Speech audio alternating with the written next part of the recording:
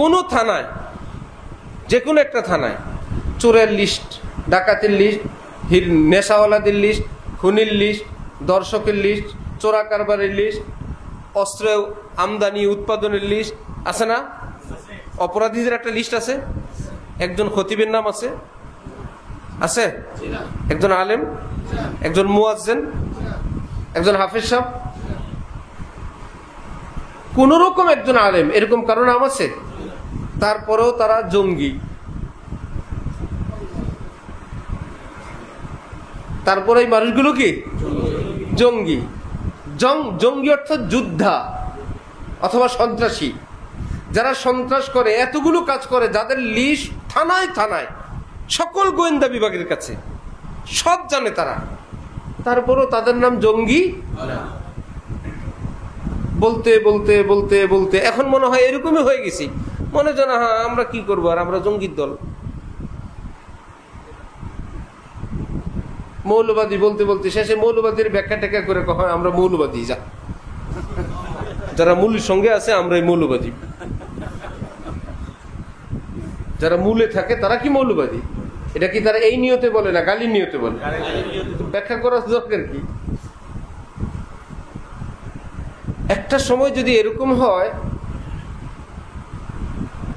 যে ভাই চালক যিনি তারা ভালো চালক, শিপে আছেন, আপনার ঘুমাইলেও আপনার জিদ্দায় যাবে, জিকির করলেও জিদ্দায় যাবে, তেলাওয়াত করলেও জিদ্দায় যাবে, তাস খেললেও জিদ্দায় যাবে।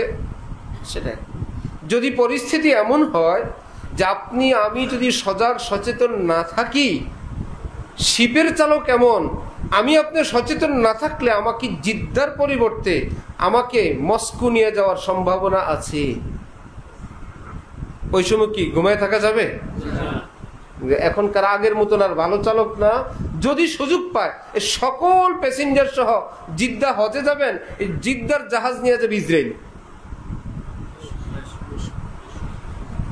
আমাদের দেশের অবস্থা এক সময় একরকম ছিল, এখন আর আগের মতো নেই। যদি সুযোগ পায় আপনার আগা থেকে গোড়া পর্যন্ত পরে জানবেন আপনার জমিনও আপনার নাই, ঘরও আপনার নাই, বাড়িও আপনার নাই। ভারতের মুসলমানদের আছে কিছু? ইসরায়েলি মুসলমানদের আছে কিছু? কিছুই নেই, যে তারা সেখানে থাকারই যোগ্য না। ভারতের মুসলমানরা থাকারই অবস্থা নাই, সিরিয়াল দিয়ে ভাঙতেছে। কারণ তারা এরকম ব্যবসায়ীরা, রাজনীতিবিদরা, সমাজকর্মীরা, স্কুল কলেজওয়ালারা, সাধারণ মুসলমান যারা, তারা শুধু দিন আনি দিন খায়। নিজেদের ধর্মীয় ঐতিহ্য এবং ধর্মের মুরব্বীদের সঙ্গে দিনই শিক্ষা নিয়ে আমরা কাদের কথায় উঠবো বসবো এটা ঠিক করে নেই। সরকার পতন হইল, ডক্টর ইউনূসের কথা কেউ বলল, বাকি উপদেষ্টাদেরকে নিয়োগ দিল কে? এরা আসলো কোত্থেকে? কে দিল এদেরকে? এদের নাম বললো কে? এদের প্রস্তাব দিল কে? এদেরকে কে বসায় দিল? আলেমের নামে একজনও ছিল না। আন্দোলনের যখন ডাক দিল আলেম ওলামারা যে আলেম প্রতিনিধি থাকতে হবে, একজনকে দিল। যেই জনকে দিল মাশাআল্লাহ, সে কি অন্যান্য উপদেষ্টাদের মতো একদম চুপচাপ কবরে আছে না? সে কাজ করতেছে। অযোগ্য না যোগ্য? বুঝা গেল আলেম যদি দেশ চালায় তাহলে কি পারবে কি পারবে না? নাকি অন্যদের মতো কবরে থাকবে? বাকিগুলো তো কবরে আছে।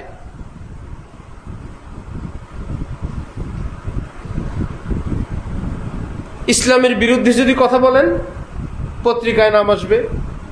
আপনি হলেন বাক স্বাধীনতার লোক, আপনার পক্ষে ইউরোপ আছে, আমেরিকা আছে, সুইজারল্যান্ড আছে, ভাই তুমি তাকে কেন আঘাত করো? সে বলছে তুমি আদালতে যাও, তুমি পারলে কিছু একটা বলো।